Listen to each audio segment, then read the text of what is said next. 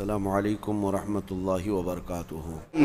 محمد عربی صلی اللہ تعالی علیہ وسلم اس مکہ کی سرزمین پر آزمائے گئے جو آپ کا آبائی وطن تھا، جہاں میرے آقا پیدا ہوئے تھے۔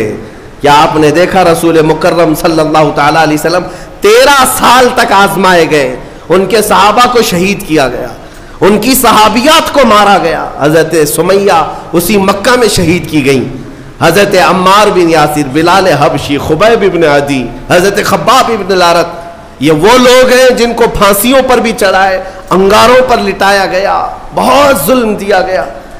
وہ وقت بھی آیا جب رسول پاک صلی اللہ تعالی علیہ وسلم مکہ چھوڑ کر چلے گئے، لیکن کیا سب ختم ہو گیا؟ مکہ چھوڑ کر کے مدینہ طیبہ چلے گئے، سب ختم ہو گیا؟ نہیں، ایک وقت ایسا بھی آیا کہ حضور پاک صلی اللہ تعالی علیہ وسلم اپنے 1400 صحابہ کے ساتھ عمرہ کے لیے آئے تو ان ظالموں نے عمرہ تک نہیں کرنے دیا۔ ساری دنیا کے لیے کعبہ کھلا رہتا تھا، لیکن رسول کے لیے کعبہ نہیں کھولا گیا، نہ ہی مکہ آنے کی اجازت دی گئی۔ یہ صلح حدیبیہ کا موقع تھا۔ میں اس کی تھوڑی سی ڈیٹیل آپ کو بتا دوں، حالات کب تبدیل ہوتے ہیں اندازہ بھی نہیں کر سکو گے۔ 1400 صحابہ تھے اور مکہ صرف 35 کلومیٹر باقی ہے، احرام کی حالت میں ہے سب صحابہ، عمرہ کرنے کے لیے آئے، ہتھیار لے کر نہیں آئے، لیکن عمرہ کرنے نہیں دے رہے مکہ والے، بیچ راستے میں روک کر کے زور زبردستی جنگ کرنے پر ابھار رہے ہیں۔ مکہ والوں کا غرور تھا لڑیں گے ہم، کیونکہ جنگ بدر بھی ہو چکی تھی، احد بھی ہو چکی تھی، خندق بھی ہو چکی تھی، اس میں کبھی ان کی جیت کبھی ان کی جیت، یہ سب چلتا رہا۔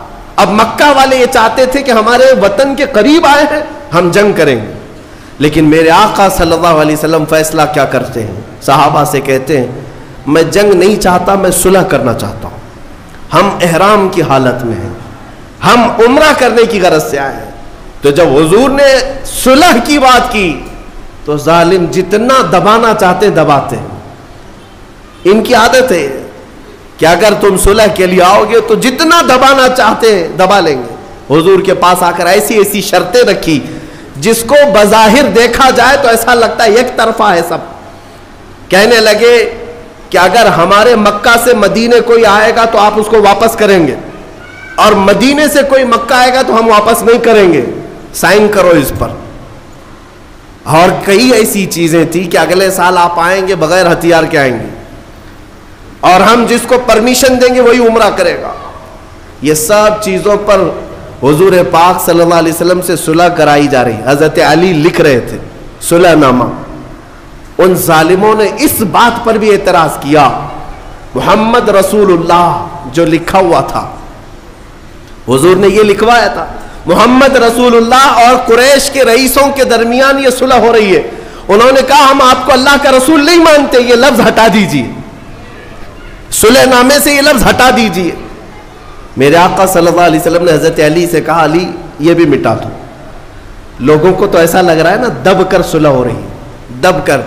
حضرت علی قلم نیچے رکھ دی اور کھڑے ہو گئے، کہا یا رسول اللہ مجھ سے یہ نہیں ہو سکے گا، مجھ سے یہ نہیں ہو سکے گا کہ اللہ کے رسول کا نام میں یہاں سے مٹا دوں۔ خود رسول پاک صلی اللہ علیہ وسلم نے اپنے ہاتھوں سے مٹایا اور کہا کہ لکھو محمد ابن عبداللہ، عبداللہ کے بیٹے محمد اور قریش کے درمیان یہ صلح ہے۔ بہرحال صلح ہو گئی۔ صحابہ کی بات میں بتاؤں، حضرت عمر اس معاملے میں اتنے جلال میں تھے، ایک ایک صحابی کو پکڑتے تھے اور کہتے تھے کیا ہم حق پر نہیں ہیں؟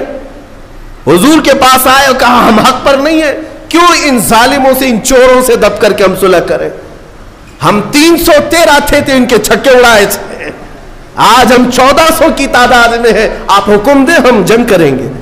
میرے آقا فرماتے ہیں عمر میری نگاہیں جو دیکھ رہی وہ تم نہیں دیکھ رہے،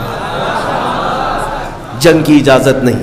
حضرت عمر کو اس پر بھی صبر نہیں ہوا، پورے مجمع میں صحابہ کو جا جا کر کے ہلا رہے تھے۔ حضرت ابوبکر صدیق کے پاس آئے، انہیں پتا تھا حضرت ابوبکر صدیق کہیں گے تو حضور مان لیں گے۔ اس مجمع میں حضرت ابوبکر صدیق سے کہا ابوبکر دیکھو تو صحیح کیسے حالات آ گئے آج ہم پر، ان ظالموں ان کافروں کے درمیان ہم صلح کریں گے، اور حضور پاک صلی اللہ علیہ وسلم کیوں ہماری بات نہیں مان رہے؟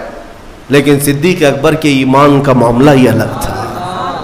انہوں نے یہ نہیں کہا ہاں اب عمر تم صحیح کہہ رہے ہو، بلکہ یوں کہا الزم غرضک یا عمر، اے عمر اپنی زبان سنبھال لو، تم جس کے بارے میں بات کر رہے ہو وہ اللہ کا رسول ہے. وہ اپنے پیٹ سے فیصلے نہیں کرتے، بلکہ وہ جو کرتے ہیں وہ وحی الہی سے کرتے ہیں. بہرحال صلح نامہ لکھا گیا، صحابہ احرام وہی کھول دیے اور چلے گئے، سر جھکائے گئے. آپ کو میں بتاؤں حالت ایسی تھی، یہ پہلا موقع تھا. حضور پاک صلی اللہ علیہ وسلم باہر آئے، صحابہ سے کہا اپنے اپنے بال منڈا لو، عمرہ ہوا نہیں ہے لیکن بال حلق کر لو. ایک بار حضور نے فرمایا کوئی نہیں اٹھے. دوسری مرتبہ حضور نے پکار کر کہا سب اپنے اپنے بال منڈا لو، چلو مدینے چلنا ہے. کوئی نہیں اٹھے. تیسری مرتبہ حضور نے فرمایا کوئی نہیں اٹھے. نافرمانی کے لیے نہیں، صحابہ کے دل میں اس وقت تک یہ انتظار تھا کہ اللہ کا کوئی حکم آئے گا اور جنگ کی اجازت ہو جائے گی. انتظار میں تھے صحابہ، اٹھ نہیں رہے تھے. حضور پاک غمگین ہو کر اپنے خیمے میں آئے. ام سلمہ حضور کی زوجہ اس وقت ساتھ میں تھی. حضور پاک نے فرمایا میرے صحابہ نے آج تک ایسا نہیں کیا، آج میں نے 3 مرتبہ پکارا کوئی اٹھنے کو تیار نہیں. حضرت ام سلمہ کہتی یا رسول اللہ وہ بھی آپ کی محبت میں نہیں اٹھ رہے ہیں. یہ نہیں ہے کہ نافرمانی ہے، بلکہ انہیں انتظار ہے شاید کوئی اور حکم آ جائے. اور پھر میں سمجھتا ہوں ام سلمہ رضی اللہ تعالیٰ عنہ کے بارے میں کہا گیا ہے سب سے زیادہ عقل والے مشورے عورتوں میں کسی کے تھے تو وہ ام سلمہ کے تھے. حضرت ام سلمہ نے کہا یا رسول اللہ آپ ان سے کیوں کہہ رہے ہیں کہ سر منڈا لو سر منڈا لو؟ یا رسول اللہ آپ اپنے خیمے سے باہر نکلیں، آپ اپنا سر منڈا لیں، اپنا سر حلق کر لیں. حضور پاک نے ان کی بات کو تسلیم کیا اور باہر آئے. جب اپنا سر حلق کر لیا تو سارے صحابہ سمجھ گئے اب اس کے بعد کوئی حکم بدلنے والا نہیں ہے. حضور نے کر دیا، ہو گیا ختم، اب کوئی حکم بدلنے والا نہیں. سب حلق کر لیے. میں یہ بات اس لیے کہہ رہا ہوں کہ حالات ایسے بتاتے ہیں کہ ہمیں لگتا ہے کہ ہم دب گئے، ہم مر گئے، اب ہمارا کچھ نہیں ہونے والا ہے. لیکن نبوت کے اعجاز کو تم نہیں سمجھتے. واپس مدینے گئے، یہ 6 ہجری کا معاملہ تھا. 7ویں ہجری آئی، 1 سال نہیں گزرا.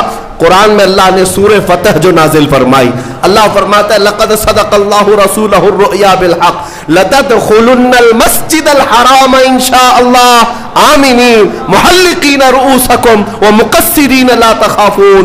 اللہ فرماتا ہے اللہ اپنے رسول کے خواب کو سچ کرے گا. ان قریب اللہ چاہے تو یہ سب کے سب مسجد حرم میں داخل ہوں گے، مسجد حرم میں امن کے ساتھ داخل ہوں گے. یہ آیت پہلے نازل ہوئی، 7ویں ہجری آئی، میرے آقا دوسرے سال عمرہ کے لیے نکلے. اس وقت 10,000 صحابہ ساتھ میں تھے، پچھلے سال 1400 تھے. 10,000 صحابہ ساتھ میں تھے. اور جب گئے تو مکہ کی حالات ایسے تھے کہ سب تتر بتر ہو چکے تھے، نہ کوئی ایک خاندان متحد تھا، کچھ نہیں تھا. اور حضور پاک کی شان سے آئے کہ نہ جنگ ہوئی، نہ جدال، نہ قتل و قتال، بلکہ 10,000 صحابہ شان و شوکت کے ساتھ حرم کعبہ میں داخل ہو رہے ہیں. صحابہ کا وہ اعجاز تھا کہ کوئی دیواریں چوم رہا ہے، کوئی زمین چوم رہا ہے، اور رب تعالیٰ کی بارگاہ میں شکر بجا لا رہے ہیں. کہتے ہیں اے مولا تیری قدرت کے فیصلے عجیب ہیں. یہ وہ زمین تھی جہاں ہمیں رسی ڈال کر کھینچا جاتا تھا، اور آج تو ہمیں حاکم بنا کر اس زمین پر لا رہا ہے.